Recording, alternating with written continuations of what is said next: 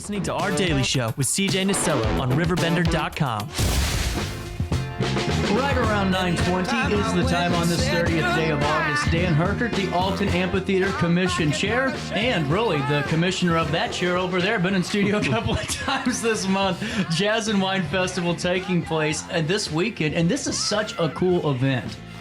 It's one event that has really found a niche and really grown the last few years. I think we've really hit on something, and it looks like this year we're going to get great weather for it. It does. I mean, talk about a nice night on the riverfront, and the way you guys set up those VIP lounge tickets, too. I don't know if any are left at this point, but the way it's set up, I mean, it's such a nice view, and then just a nice setting itself, really setting the stage for some great jazz music. Well, the ticket sales are going well. We added tables this year because the last 2 years they've sold out. Everything has come together very well. We're excited about it.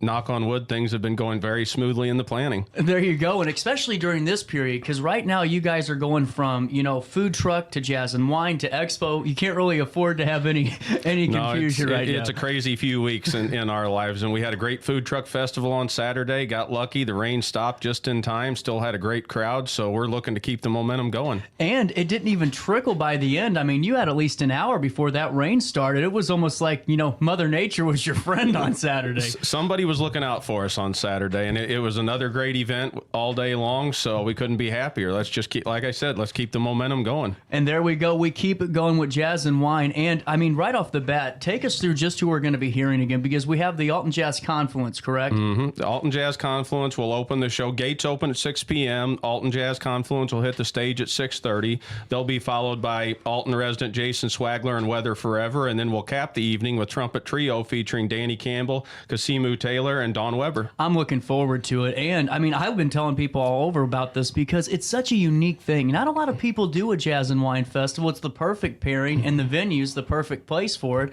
Heck, I even got Ray Hartman coming over, I think, on Saturday. Great, another local celebrity.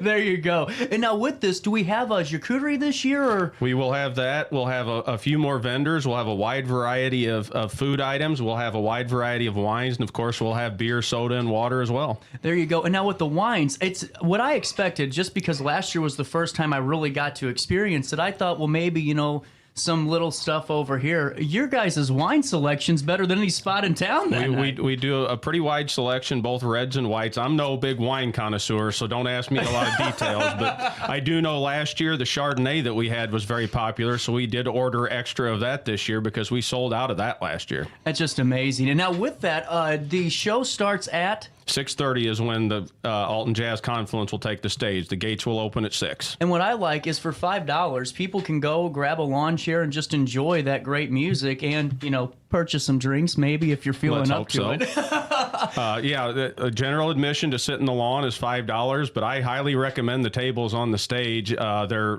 $80 for a 4-top or $40 for a 2-top. Extremely affordable, and you'll feel like you're sitting in a real jazz club. It really is. With the way you guys do the lighting too, that's what I think is a huge takeaway. It's not just you're throwing tables up there. I mean, you're decorating this for us to really have that experience. No, we're not just slamming tables up there. They have linens on them. They have decoration on them. We have a nice lighting system that lights up the amphitheater, so it gives it a nice ambiance to go along with the music. And I mean, you guys have volunteers. The commission's helping be a part of this, of course, like always. But also, I wanted to mention the individual that's really big into helping put this on. Absolutely. Ken Whiteside was on the original Jazz and Wine or Jazz Committee when we first started trying to plan this a few years ago, and he's stuck around. He's integral and helps us every year, and can't thank him enough. Looking forward to seeing him. Hopefully, we'll talk him into being the MC again this year. There we go. Stay tuned for details. But I mean, Jazz and Wine too, just going through kind of the little bit of the history it has. It's kind of a unique history itself. I mean, you guys had to adapt on the fly. The very second year, because of weather we saw coming in 48 hours, we worked with Argosy and moved it into the old music hall before they converted that to other use. Great partnership with Argosy. They worked with us that year.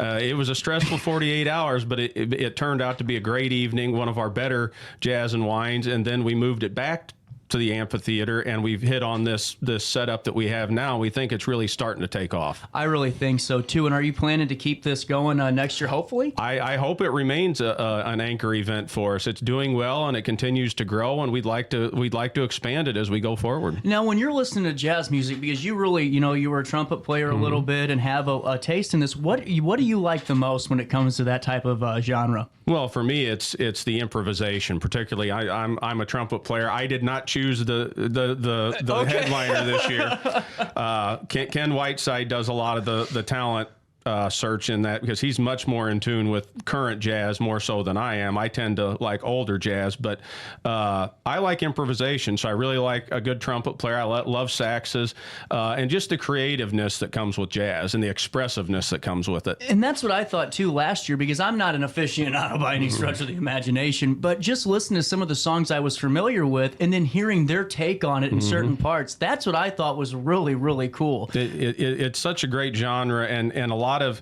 you hear a lot of influence even in rock and roll that comes out of jazz. American jazz is the true American form of music. You're absolutely right. I completely agree with you on that. And then, what I like to tell people too when I was talking about the live reads for this is just really there's no better music I'd like to listen to than the sun setting on the riverfront and seeing the barges float by, the ships. I think it just has that really cool aurora about it. Well, we've hit that time of year where the sun's starting to set just a little bit earlier, so you really get that sunset and you see the sun beating down on the river. Thankfully, it's not going to be overly hot this year. We're getting a nice break here in the weather, so I encourage people to come down. It's a relaxing evening. It's an affordable evening, which is what we try to do. So come out and see us. You'll have a great time. And big point on that too is, like you just said, affordable, because if you aren't feeling the tabletop thing, totally get it. But for $5 to go by yourself, or heck, bring your girlfriend, your boyfriend, wife, whoever, that's $10 to go and really just enjoy, or get your night going at least, to just have a great evening.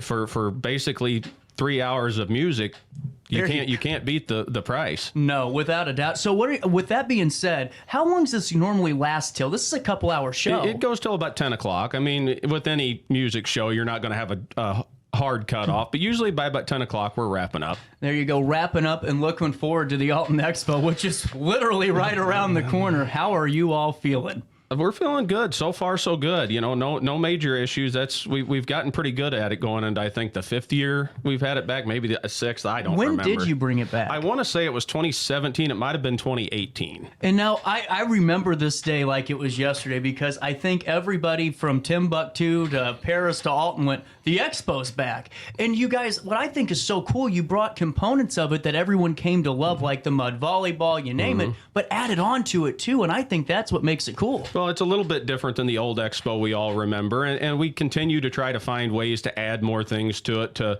expand on it, to make it grow like anything. But we've got a nice base with it now. We'll see how things go this year, and then we'll see what we can do next year. Again, this year we're partnered up with the Alton Catfish Classic. They'll be doing their weigh-in on Saturday afternoon. It's another, it's very interesting to see, cool. and the massive fish that come out of the river, and we love working with them and having them down there. And we've got a great lineup of music again this year. And let's get into that, but one big takeaway too for the kids is that what I like is how you partner with Lures. They are literally one of the best around when it comes to amusement rides, and that's what I think makes it so much better. I mean, you aren't worried putting some little Johnny on the Ferris wheel. Lures is a class act. They run a great operation. Andy Shaindienst has been great to work with over the years, and we're happy to have them back again this year. They'll be doing some specials again. I believe on the Thursday night it'll be a family night where it's 1 ticket per ride rather than multiple tickets per ride, and once we nail all that down over the next couple of days, we'll get all that out there for people. Without a doubt. So stay tuned. But let's talk music. You had a great lineup this year. We've got a good lineup, a lot of returning favorites, ones that have kind of become staples of the Expo. On Thursday night, Thursday night we open at 5, but the music will start at 7 with the Just in Time Party Band. We had them 2 years ago. Great. They were a huge hit. We couldn't get them last year with scheduling issues, but we've got them back this year to kick things off, and they'll kick it into high gear. They're a high energy group. I just want to add a note. I asked Dan personally last year if Just in Time was coming back to the amphitheater, and I was really disappointed when you said, CJ, there's nothing we can do. They're booked. I'm looking forward to this. I encourage folks to get out. You will have a good time and kick off your weekend a little early. Without a doubt, on a Thursday. And then on Friday, who is taking the stage? On Friday, we'll open up. Again, the expo itself will open at 5. We'll start with music, Power Play with Gene Jackson at 5 p.m. And then it's at 8 p.m., another favorite, the Dirty Mugs will hit the stage again. They are one of the best in the area. I truly mean that. I mean, just seeing that crowd, a couple of years ago, and the stage almost giving out because so many people just jumping up and trying to get on stage. I love it. And then Platinum Rock Legends, if you haven't been to this show, where have you been? We got a break from God last year. We had a private showing of this amazing group. This Saturday night, Saturday at the Expo, we'll open at 1 o'clock. We've got the Catfish Classic coming through that afternoon, doing the weigh-in on the stage. We'll have mud volleyball going on that day starting at 9 a.m. Shout out to Alton Sports Tap for taking the reins of that.